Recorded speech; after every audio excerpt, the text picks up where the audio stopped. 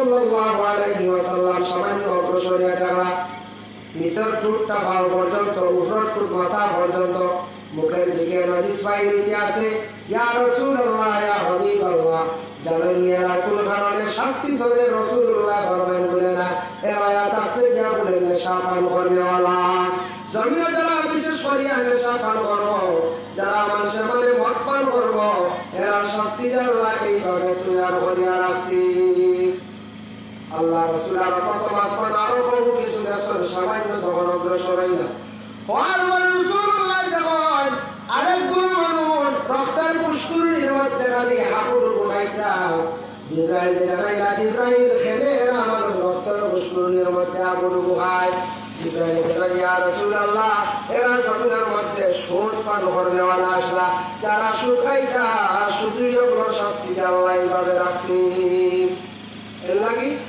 মদ খানেওয়ালা শাস্তি মুখে থেকে নজিস বাইর হইতে থাকবো দুই দিকে থাকবো আর যারা সুদকুর হইবা সুদ খানেওয়ালা হইবা এরার শাস্তি হইবা রক্তের পুষ্করিণীর মধ্যে হাবুডুবু হওয়া আরেক বড় মহিলা হল রাসূলুল্লাহ দেখতে পাইছেন যে মহিলা হলে অনেক অবস্থায় তাদের পরনে একটা পাতলা একটা কাপড় যে কাপড়টা লাগাইল মহিলারা অতি দূরে চিৎকার দিতা জিবরাইলকে জানাইলা জিবরাইল কোন কারণে এই ধরনের মহিলাদের তো শাস্তি হয় জিবরাইল জানাই ইয়া রাসূলুল্লাহ ইয়া হাবিবাল্লাহ এরা আদাসকে স্বামীর নাফরমান হল মহিলা যে মহিলা স্বামীর স্বামী হিসাবে গণ্য করছে না স্বামীর ইজ্জত দিছে না যে মহিলায় দুনিয়ার জমিনের মধ্যে স্বামীর কাছে মানে সুন্দরটা বাসাইত এই মহিলা কি করছে স্বামী তারা সত্য দেখা না পুরুষের দেহটারে দেখাইছি শরীরটা দেখাইছে সুন্দরটারে জাহির করছে এর জন্য আল্লাহ পাক রব্বুল আলামিন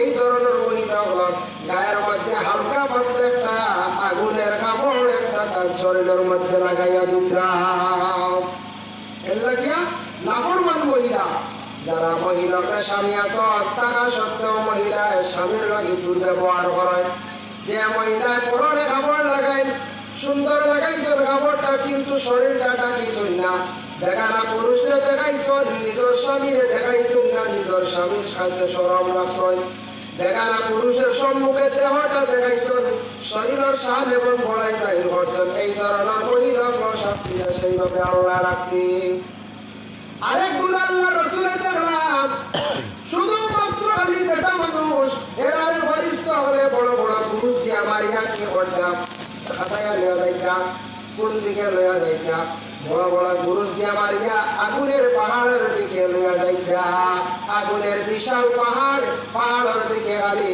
ফরিস্ত হলে বড় বড় পুরুষ দিয়ে মারে লইয়া যাইতাম জিবরাইলকে জানাইলা জিবরাইল খেলে এই ধরনের মানুষরে খালি বেটা মানুষ এরার আগুনের পাহাড়ের দিকে নেওয়া হয় ইয়া রাসূলুল্লাহ ইয়া হাবিবাল্লাহ যারা বিশেষ করি হইবা গিয়া দুনিয়ার জমিন মা এবং বাবার নাফরমানাও লজ্জা না হইবা যারা বেটা মানুষে মানে পুরুষ লোকে যুবক হলে দুনিয়ার জমিনের মধ্যে মা এবং বাবার জীবনে কষ্ট দিয়া থাকবো বিবাহের আগে হোক পরে হোক যারা মা এবং বাবার জীবনে কষ্ট দিছে এরা মানুষের লাগি আল্লাহ অরিজিনাল ডাইরেক্ট জাহান্নামের আগুন তৈরি করিয়া রাখছে ডাইরেক্ট পরিস্থিতি হলে আগুনের দিকে লইয়া যাইতা এর লাগি মা বাবার লাগি যদি কোনো আওলাদে জীবনে যদি নাফরমানি করিয়া থাকে তাহলে জানিয়া রাখবা ডাইরেক্ট জাহান্নাম ছাড়া কোনো উপায় নাই আওলাদ হলে যদি মা বাবার লাগি নাফরমানি দুর্ব্যবহার করিয়া তারে এরা ঠিকানা হইব কিয়ামতের দিন জাহান্নাম এর লাগি কোনো আওলাদ হলে জীবনে যদি সুখ শান্তিতে যদি খাইতা যায় তাহলে মায়ের খেদমত করো বাবার খেদমত করো মা বাবা দোয়া দিলে আওলাদর জীবনটা এত সুন্দর হয় মা বাবা দোয়া দিলে আওলাদর জীবনটা এত উন্নত হয় রুজি রোজগার আল্লাহ জমিন বাড়াইয়া দিন আর মা বাবাই যদি বদলা দিলাই আওলাদ যত রুজি করো জমিনের মধ্যে তোমার কোনো রুজি ধরা দিত নাই তোমার রুজির দ্বারা কোনো ফায়দা হইতে নাই এর লাগি কোনো আওলাদ হলে ছাইয়া দেখবা যারা মা এবং বাবার জীবনের মধ্যে কষ্ট দিতা এরা রুজিও তোরা দেন না সুখ শান্তিতে জীবনে গাইতে পারত না যদিও টাকা পয়সা রুজি করুন কিন্তু টাকায় তোরা দেন না ইটাও ছাইয়া দেখবা বিবেচনা করিয়া দেখবা যাই হোক প্রথম আসমানের মধ্যে আবার আল্লাহ রাসূল সাল্লাল্লাহু আলাইহি ওয়াসাল্লাম দেখলা আরেক বুড়ো বুড়ে কি বিশেষ করে আর এক বুড়ো মানুষ দেখতে পাই না, এরা পেটটা ফুলিয়া কতুর মতো, পেটটা খুব বেশি মুটো হয়েছে, এরা বড় কষ্ট করে চিল্লাইতে আছে গাদার মতো। ও জিবরাইল খানের এই শাস্তিটা আল্লাহ রাসূল সাল্লাল্লাহু আলাইহি ওয়াসাল্লাম জিবরাইল উত্তর দিলা, ইয়া রাসূলুল্লাহ, জমিনে যারা বিশেষ করে পরের হকটা দাবিয়া খাইছে, এতিমের হকটা দাবিয়া খাইছে, অন্য মানুষের কোন হকটা দাবিয়া খাইছে, বোনের হকটা দাবিয়া খাইছে, নিজের ভাইয়ের হকটা দাবিয়া খাইছে, আমার বেশি আসলো, শক্তি আসলো, মানুষের হকটা সে জীবনে দাবিয়া খাইছে, এর জন্য হক কানেওয়ালা যারা এরা পেটটা আল্লাহ বড় করিয়া মোটা করিয়া রাখবা। আটটা বেশি খাইলে ক্ষতি করে না হচ্ছে, ক্ষতি করে রানি, কত কষ্ট হয় রানি, পেটের রোগ হয়ে গেলে আমরা যখন পেট বেশ পালা নাই হারাউরি খাইতে খাইতে, কারণ ডরাইয়া আমি চাপড়ে ওই পাতু খাইতাম না, একবারে শুধু সিদ্ধ খাইয়ার কয়েক দেখি ডাইরেক্ট খাসা মরিচ ডাইরেক্ট সিদ্ধ ওলা কন্ডিশন হয়েছে, একটা রোগ হয়ে গেছে হঠাৎ বেশি কয়েক দিন থেকে মাংসর দাওয়াত ফুটাই না আসা মানে মাছ মাংস খাইতে খাইতে দিবার মারাত্মক এফেক্ট নেই, জাল খাইলে খুব ক্ষতি করে, এমন বাসায় খুব বাঁচিয়া খাই আর কয়েক দিন থাকিয়া খালি খাসা মরিচ দিয়া, যে কোনো মানুষের পেটও অসুখ হয়ে গেলে আরাম আছে পঞ্চায় জি না, পেট ফুলি গেলে আরাম আছে নি বলে কি না, পেট ফুলিয়া যদি গলার কাছে কিছু আই আরাম আছে নি বলে না, বলা কিয়ামতের দিন বড় কষ্ট হবে, পেটটা ফুলা খাবো, এরা এলাকে ফরের হক কানেওয়ালা কম হক বেশর দ্বারা খাইবা এটা দাবি ছুটাইতা নাই, ফরের হক কানেওয়ালা এরা শাস্তি রইব কিয়ামতের দিন, ওই পয়লা শাস্তি হইব যেটা পেটটা ফুলাইয়া আল্লাহ কদুর মত করাবো। যাই হোক আল্লাহর বন্দেগান, প্রথম আসমানে আল্লাহ রসুলে বহুত কিছু আরো দেখানি হয়েছে, বিস্তারিত আলোচনা করার সময় বেশি লাগবে, ইম্পর্টেন্ট গুলো আমি কইলাম। 2 নম্বর আসমানের মধ্যে আল্লাহ রসুলকে যখন বলছিলা হযরতে ইয়াহইয়া আর ঈসা আলাইহিস সালাতু ওয়াস সালামের সঙ্গে দেখা হইল, 2 জন নবীর সঙ্গে সালাম হইল, মুসা হইল, মুবারক হইল, কি একজন ফেরেশতা দেখলা, যে ফেরেশতার নাম ইয়া তাসলিয়া বকর কাসির, এর মাথা 70,000, 70,000 মাথা, এক একটা মাথার মধ্যে 70,000 মুখ, এক একটা মুখের মধ্যে আল্লাহ 70,000 জমা দান করছে। জিবরাইলে জানাইলা, জিবরাইল এই ফেরেশতারে আল্লাহ করে সৃষ্টি করছে। আল্লাহ রাসূলকে উত্তর দিলা, জিবরাইল, ইয়া রাসূলুল্লাহ, এই ফেরেশতার নাম হলো বকর কাসির, সারা মানসর দুনিয়ার জন্য রিজিক পাঠিয়ে দেনেওয়ালা। 3 নম্বর আসমানের মধ্যে হযরতে ইদ্রিস আলাইহিস সালাতু ওয়াস সালাম যে নবী, এই নবীর সঙ্গে সাক্ষাৎ হইল, দেখা হইল। 4 নম্বর আসমানের মধ্যে হযরতে ইউসুফ আলাইহিস সালাতু ওয়াস সালাম, এই নবীর সঙ্গে সাক্ষাৎ হইল। 4 নম্বর আসমানের মধ্যে গিয়ে আল্লাহ রাসূল একজন ফেরেশতা দেখলা, যে ফেরেশতাওয়ালা কুরসির মধ্যে বসা, ডানে বামে অসংখ্য ফেরেশতারা, এই ফেরেশতারে দিয়া দেখছেন, দেখে রাসূলুল্লাহ পাক হইলা মাথাটা নিচের দিকে দিয়া বসা। জিবরাইলের কে ফেরেশতা, জিবরাইল জানান, ইয়া রাসূলুল্লাহ, এই লাগে মালাকুল মউত মানে আজরাইল। আজরাইল আমরা ডরাই না, জি সারায় ডরাই, কিন্তু সময় আমরা দেখছেন নি আস্তা মূর্খর বাচ্চা কিচ্ছু হয়ে গেলে কিতা করা হয়, মূর্খর বাচ্চা কিচ্ছু হয়ে গেলে মূর্খর বাচ্চা ধরি আমরা ওই মা মরক সাব আসক রাখই থাকি, মা মরক সাব আসক, মা মরক সাব আসক, ওটা আমরা বেজান হই আল্লাহর বান্দাগণ। কিন্তু আমরা দিনে দিনে গান আসলে হই না, মা হাসান মারি যাক, সাবটা বাঁচি যাক, এখানে আমরা হয় ও কারণে বলে আল্লাহ কোনো সুর বাচ্চাটার হায়াত দান করি রাখবা, বাচ্চাটা বাঁচি যাক। আজরাইল আমরা খুব বেশি ডরাই, আজরাইল আমরা কোনোদিন দেখছি না, কিন্তু সবর গানটা তাই বাইর করিয়া নিবা। গানটা কিভাবে যাইব, আজরাইলে কিভাবে গানটা তাই লইয়া যাইবা, জীবনে আপনার আমার পক্ষে পাওয়া সম্ভব নাই। ওই আল্লাহর বান্দাগণ জান এমন একটা জিনিস, যে গানটা বাইরে যাইব কোনো মানুষের জীবনে দেখতে পারত না।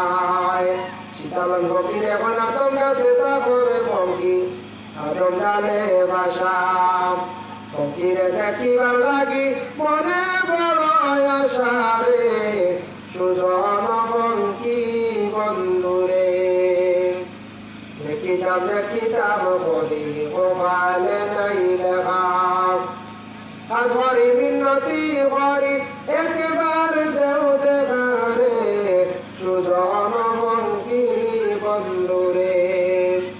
এই গান নেওয়ার মালিক ওই লাগে বলে আল্লাহ, মালিকে আল্লাহ, কিন্তু হঠাৎ করে বলে আজরাইল, আজরাইল হইলা গিয়া জান নেওয়ার দায়িত্বশীল মালিক হইলা গিয়া জানোর মালিক আল্লাহ। আমরা বলি জানোর মালিক আজরাইল লাগে না, জানোর মালিক হইলা গিয়া আল্লাহ। হঠাৎ আজরাইল যে দায়িত্বশীল দেয় তার একটা হাস, তার ভাসিয়ে দিছে আল্লাহ। যাই হোক, আল্লাহর বান্দাদের জন্য বিশেষ করে জনাবে মুহাম্মদুর রাসূলুল্লাহ সাল্লাল্লাহু আলাইহি ওয়াসাল্লামকে সালাম জানাইলা। জানানোর সঙ্গে সঙ্গে ওই সময় আজরাইল ফেরেশতা কিন্তু মাতুন না।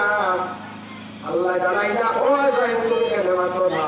আজ তোমার আমি অর্ডার দিলাম, আমার নবী বিশেষ করে যত কিছু প্রশ্ন করবা, যা জানতে চাইবা তুমি আমার নবীরে কি করবা জানাইবা। যাই হোক, রাসূলুল্লাহ সালাম করলা। আর আজরাইল বলে, আজরাইল তুমি মানুষের জান কি জানো? ও কইলা আজরাইল, আবার রাসূল বেশি কইয়া না, তুমি জান কি জানো? বলে, ও জায়গায় একটা গাছ আমার সামনে, গাছের পাতা যেদিন হলুদ বর্ণ হয়ে দিব, গাছের পাতাটা হলুদ বর্ণ হওয়ার সাথে সাথে আমি বুঝি নাই এই মানুষটা মারা যাওয়ার সময় মানুষের নাম আছে গাছের পাতা। গাছের পাতা যেদিন ধরিয়া পড়বো, পড়ার লগে লগে ঠিকানা আছে কোন দেশ কোন জায়গা, কার ছেলে কার মেয়ে, দেখিয়া কে মানুষের জানটারে কি আমি খবর করিয়া দিই। ওরে আল্লাহর বান্দাদের জন্য বিশেষ করিয়া আল্লাহ রাসূল সাল্লাল্লাহু আলাইহি ওয়াসাল্লামে জানলা যে আজরাইল গাছের পাতা বাসে অনুমান করিয়া কি একজন মানুষের কি খরচ বলে জানটারে খবর হয়।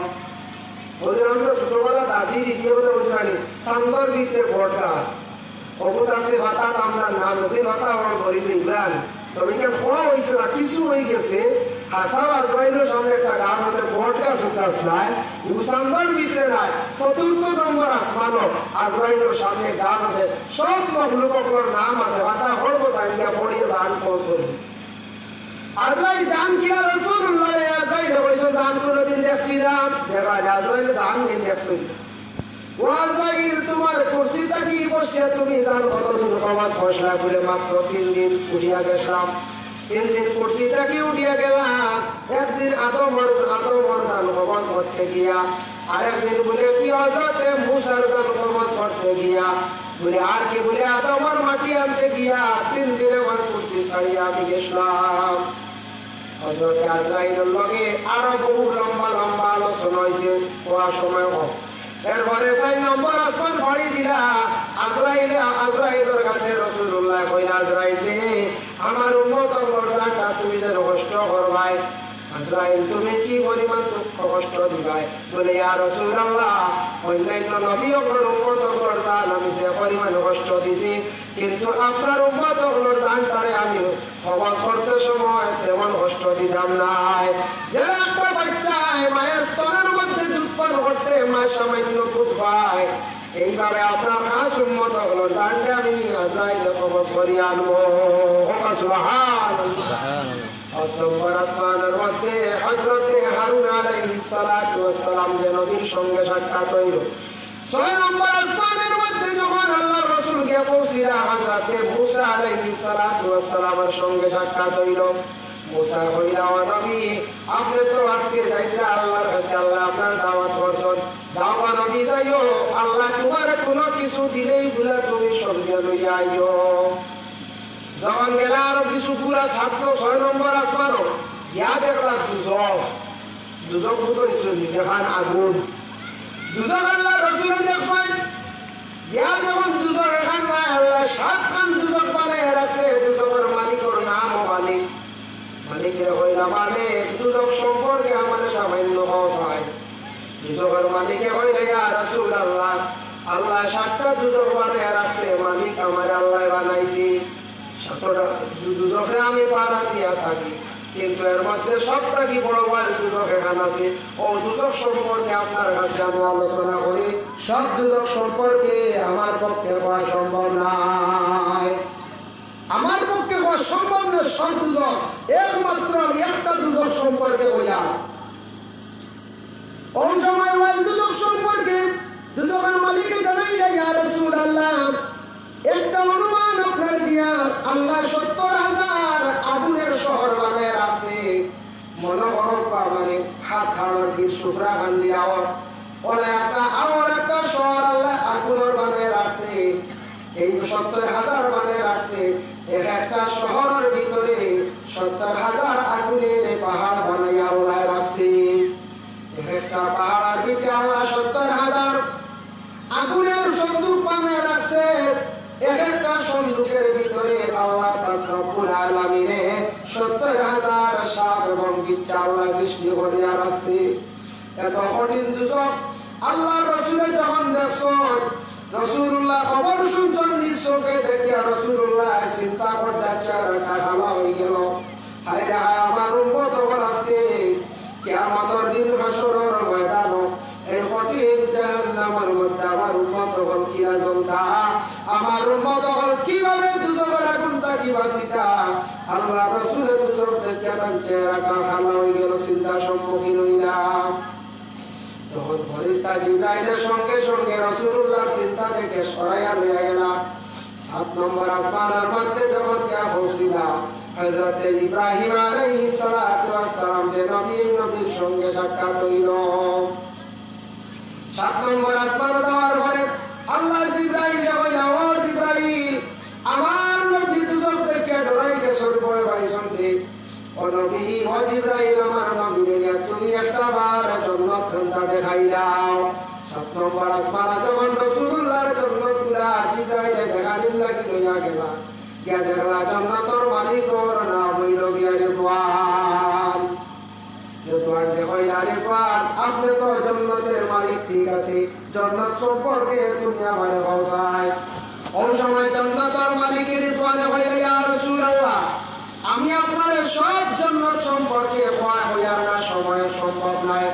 একটা জান্নাত সম্পর্কে আমি হইয়া যে জান্নাতটা আছে জান্নাতুল ফিরদাউস, সব জান্নাত থাকে এই জান্নাতটা আছে সবটা কি বালাম, সবটা কি ওই জান্নাত, সারাটা কি জান্নাত হইল কে বালা। ও সুবহানাল্লাহ, সবটা কি বালা জান্নাত। এই দিন বালা জান্নাত জান্নাতুল ফিরদাউস খারাপ হইবা। ইন্নাল্লাযীনা আমানু ওয়া আমিলুস সালিহাতি কানাত লাহুম জান্নাতুল ফিরদাউসি নুজুলা। যারা আমার উপরে ঈমান আনছে, বিশেষ করে আমার উপরে যারা ঈমান আনছে, নেক আমল বেশি বেশি করিয়া করছে, তাদের জন্য আল্লাহ পাক রব্বুল আলামিনে জান্নাতুল ফিরদাউস তৈয়ার করিয়া রাখছে। নেক আমল কিটা? ও আয়াতের ব্যাখ্যা দান তাফসীরে ইবনে কাসির হাফিজ মাদুদ্দিন ইবনে কাসির রাহমাতুল্লাহি তাআলা আলাইহি বর্ণনা করেন, বিশেষ করিয়া নেক আমল দি মুরাদ এক আছে কি নামাজ, 2 নম্বরে আছে কি রোজা, আর 3 নম্বরে আছে কি বলে কি আল্লাহ রাস্তার মধ্যে যে আমরা খয়রাত করি, দিনের খেদমত করি, দিন ইসলামের মেহনত গুলো আমরা করি, গুলা যে আমল। আজকে মাদ্রাসা পুরো সাহায্য করলাম, এমন একটা আমল জারি করিয়া তুইয়া গেলাম, 100 টাকা দিয়া শরীক হইয়া গেলাম। যতদিন মাদ্রাসা খাড়া থাকবো, টিকিয়া থাকবো, দিনের খেদমত চলবো, কতদিন পর্যন্ত আমার আমল নামায় সব হানি লেখা হইব। একটা মসজিদের মধ্যে যদি আমি 100 টাকা দিয়া যাই, আল্লাহ রাস্তার মধ্যে দিলাম, মসজিদও সাহায্য করলাম, যতদিন মসজিদ কায়েম থাকবো বাবা, ততদিন মসজিদের মানুষের নামাজ পড়বো, আপনি একটা সওয়াবের অংশীদার হইয়া যাইবা, নেক আমল। মানুষের মেহমানদারি করার সময় কাছ থেকে নেক আমল, এর লাগি বিশেষ করিয়া নেক আমল করনেওয়ালা যারা মানুষ হইবা, তাদের জন্য আল্লাহ স্পেশাল জান্নাতুল ফিরদাউস তৈয়ার করিয়া রাখছি।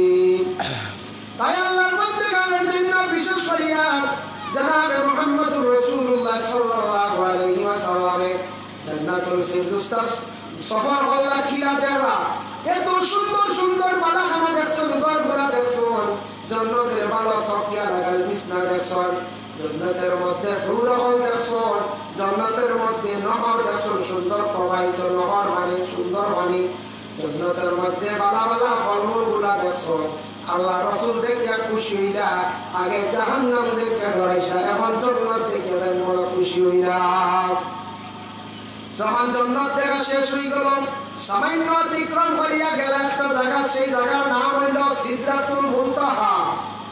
ইন্তেহা মানে 7 জমিনের শেষ সীমা, ইন্তেহা মুনতাহা বলছি। ওই জায়গার একটা গাছ আছে, এই গাছের নাম হইল তুবা গাছ হয়। আমরা জানি বড়ই গাছ, এলাকি গাছর নাম হইল তুবা গাছ। গাছর পাতাটা হাতির খানের মতো, পরগুলা রাটনের মতো। আল্লাহ রাসূল দেখছেন গাছর নিচে সামান্য সময় আরাম করলাম। কিছুক্ষণ পরে হযরতে ইসরাফিল আলাইহিস সালাতু ওয়াস সালামে রফরফ আরেকটা সোয়ারি লইয়া আইসন, যে বুলাক তাকি আরো বেশি পাবার লগে ৭০,০০০ ফেরেশতা লইয়া আইলা। সুবহানাল্লাহ। আমরা নবী আল্লাহ মক্কাতুল মুআজ্জামাত তাকিয়া সিদরাতুল মুনতাহা পর্যন্ত জান্নাতি বুলাক এত সম্মানী একটা সোয়ারি আল্লাহর সাথে নিয়ে পৌঁছাইল সিদরাতুল মুনতাহায়। আর এই সিদরাতুল মুনতাহা তাকিয়া আরশে আজিমের মধ্যে যাওয়ার জন্য আল্লাহ আরো সুন্দর স্পেশাল রফরফের একটা সোয়ার আল্লাহ পৌঁছাইল। আরেকজন ফেরেশতা আল্লাহ পৌঁছাইল, সঙ্গে আরো ৭০,০০০ ফেরেশতা আল্লাহ যাতে পৌঁছাইলাম। যখন ইয়া রাসূলুল্লাহ রফরফের মধ্যে যখন উঠে যাইতা সাইয়া যখন এমন জিবরাইল ফেরেশতার সঙ্গে যাইলা, আল্লাহ রাসূল কইলা, ও জিবরাইল মক্কা থেকে সিদরাতুল মুনতাহা পর্যন্ত তুমি আমার সঙ্গে ছিলাই রে জিবরাইল। তুমি এখন আমার কানে লোক ছাড়ি দিলাই, কেন আমার তুমি সঙ্গে যাও না? জিবরাইল কইলা, আগার এক সরমুয়ে পরতর করম ফুরুবে তাজাল্লি বসুজাত করম। জিবরাইল জানাইলা, ইয়া রাসূলুল্লাহ, আমি যদি মাথার এক চুল পরিমাণ যদি সামনের দিকে যদি অগ্রসর হয়, আমি জিবরাইল রইতাম নাই। জিবরাইল আল্লাহর নূরের তাজাল্লি, জিবরাইল চলে যাইবো, সারগার হয়ে যাইবো, আমি জিবরাইল একবারে ধ্বংস হয়ে যাইবো। ওরে আল্লাহর বন্দেগান লক্ষ্য করবা, যে জায়গার মধ্যে জিবরাইল ফেরেশতা যাওয়া সম্ভব নয়, সেই জায়গার মধ্যে আমার নবী গেলা কোনো অসুবিধা হইল না। যে জায়গার মধ্যে জিবরাইল যাইতে পারবা, সেই জায়গা আমার নবী যাইতে পারতা। আল্লাহর নূরের তাজাল্লি নবীর কোনো অসুবিধা হইল না, কারণ নবীর আল্লাহ নূরের দ্বারা সৃষ্টি করছি। বেশক আল্লাহ কইছেন, কাদ জাআকুম মিনাল্লাহি নূরুন ওয়া কিতাবুম মুবিন। ওরে বলে প্রকায়দা বন্ধুইলাম যাই হোক, রফরফে লইয়া আরশে আজিমের মধ্যে গেল। আরশে আজিমের মধ্যে রফরফে লইয়া উপর দিকে গেলাম। আল্লাহ রাসূল কইলা, হইত থেকে কই আমি গাইয়া ফেরেশতাদের সঙ্গে আমার কেউ নাই। আল্লাহ রাত্রি বেলা আমার সফরটা করাইল, রাত্রি বেলা অন্ধকারে। কিন্তু রফরফে লইয়া কোথায় থাকি, কোথায় যাইতে আছে আমার কিছু ভয় করতে আছে। যখন গিয়া আমার আরশে আজিমের নিচে রফরফের নামাইয়া দিল, আমি আরশে আজিমের মধ্যে উঠিলাম। এত সুন্দর আরশে আজিমটা যখন আল্লাহ রাসূল দেখলা, আল্লাহ রাসূলের আরশে আজিম দেখে তার দিলখান খুশ হইল, মুক্ত হয়ে গেলা। কত ভালো লাগছে রে আরশে আজিম। রাসূলুল্লাহ উঠিতা উঁচা জায়গা, উঠতে সময় রাসূলুল্লাহ যেমন একটা রূপ তার সামনে হাজির হইল। সুবহানাল্লাহ। আপনারা নিচে স্টেজ উপরে এটা কিছু আপনার এই নিচার জায়গাটা, এই জায়গাটা সম্মানী স্টেজ, আলিম বইটা, সভাপতি বইটা, এটা বইয়া আলোচনা হয়, এটা স্টেজ সম্মানী না নেই বলে আরশে আজিমটা সম্মানী আল্লাহ একটু উৎসাহ করে বানাইছে। সেই আরশে আজিমের মধ্যে আল্লাহ রাসূল উঠিতে সময় যখন একটা রূপ সামনে হাজির হইল, রূপটা যখন হাজির হইছে ওই সময় রাসূলুল্লাহ কইলা, তুমি রে মারান্দা, তুমি রে আব্দুল কাদের জিলানী। বলে জিলানী বুঝলাম, আব্দুল কাদের তুমি কে আমারে ভালো করিয়া পরিচয় দাও। বলে আল্লাহ আমার দুনিয়ার জমিন অলি হিসাবে জমিন পাঠাইবা। বলে খেলে এই জায়গা নষ্ট। বলে ইয়া রাসূলুল্লাহ, খবর শুনছি আপনি আরশে আজিম তশরিফ আনতে, আরশে আজিম এত উঁচা, হয়তো আপনার কষ্ট হইব। ইয়া রাসূলুল্লাহ, আপনি আমার খান্দার মধ্যে ভগবান তারা কি আরশে আজিমের মধ্যে উঠুক। আল্লাহ রাসূল ওই সময় আব্দুল কাদের জিলানীর খান্দার মধ্যে ভগবান রাখে আরশে আজিমের মধ্যে যখন উঠিলা, উঠার সঙ্গে সঙ্গে দোয়া দিলা কাদির লাগিয়া, কাদামি আলা হাজিরা কাবাতি আলা কুল্লি আউলিয়া আল্লাহ। আয় আল্লাহ, আমার আব্দুল কাদের জিলানীর খান্দার মধ্যে রাখে আমি যখন আরশে আজিমের মধ্যে উঠিলাম, জমিন আমার আব্দুল কাদের জিলানীর দুই ওখান পাও সারা ওলি অকবর খান্দার মধ্যে রাখিও। সুবহানাল্লাহ। নবী দোয়া করলাম, সারা ওলি অকবর সন্তান আল্লাহ বানায়া পাঠাইছে কারে? বলে আব্দুল কাদের জিলানী রে। আব্দুল কাদের জিলানী রে সারা ওলি অকবর সন্তান, সব ওলি অকবর বড় ওলি বানায়া আল্লাহ পাঠাইছে। যার জন্য আল্লাহর বান্দাগান আব্দুল কাদের জিলানীর মা জিনাসা এমন একজন মা যে মায়ের পেটের মধ্যে আল্লাহ কারে দান করছে বলে একজন ওলি দান করছে। সব মহিলার পেটও আল্লাহ ওলি দান করে না, সব মহিলার পেটও আল্লাহ কোন নবী দান করে না, সব মহিলার পেটের মধ্যে আল্লাহ আলিম মুহাদ্দিস দান করে না। নিশ্চয় মহিলার মধ্যে কোনো বালা গুণ আছে। দেখো আব্দুল কাদের জিলানীর মা জিনাসা কত ভালো একজন পর্দাশীল মহিলা আসা, বড় পালা কাস্তবালা মহিলা আসা, যে মহিলার পেটের মধ্যে আল্লাহ এত বড় একজন ওলিকে আল্লাহ দান করছি। চাইলে তো অন্য মহিলার পেট আল্লাহ দান করতে পারে, জি না। আব্দুল কাদের জিলানীর মা জিনাসা যে মায়ের তো পর্দাশীল কোনোদিন বেগানা পুরুষে দেখছে না, যে মার সঙ্গে বেগানা পুরুষে কথা বলতে পারছে না, মহিলার আদব আওয়াজ চরিত্রটা এত বেশি ভালো আসবে। বিশেষ করে দেহর কাছে আমিনা রাদিয়াল্লাহু তাআলা আনহা, যে মহিলা, যে আমরা নবীর মা আমানতকারী একজন মহিলা আসলা, তার বাবার নাম আসলো আব্দুল ওয়াহাব জুরি। বড় পালা একজন পর্দাশীল মহিলা আসলা আব্দুল ওয়াহাব জুরি হইতা, আমার কন্যা আমিনা ঘরের মধ্যে আসন কোনোদিন আমার বিনা পারমিশনে কোনোদিন রাস্তাঘাটে বাইর হইছেন না। আমার আমিনা কোনদিন বিনা পারমিশনে কোনদিন কোন জায়গায় গেছেন না, আমার ইজাজত ছাড়া কোনদিন আমার আমিনা কোন জায়গায় গেছেন না। আর আমার কাছ থেকে ইজাজত নিয়ে যাইতা কোন বেগানা পুরুষের সঙ্গে মাত্রতা করছেন না। যার কারণে আমিনার পেটে আল্লাহ আমরা নবীরও দান করছি। এর জন্য ভালো মহিলার পেটের মধ্যে আল্লাহ একটা খাওয়া জবল দান করেন, আল্লাহ আলী মহল হাফিজ হল অলিও হল আল্লাহ দান করেন। সুবহানাল্লাহ।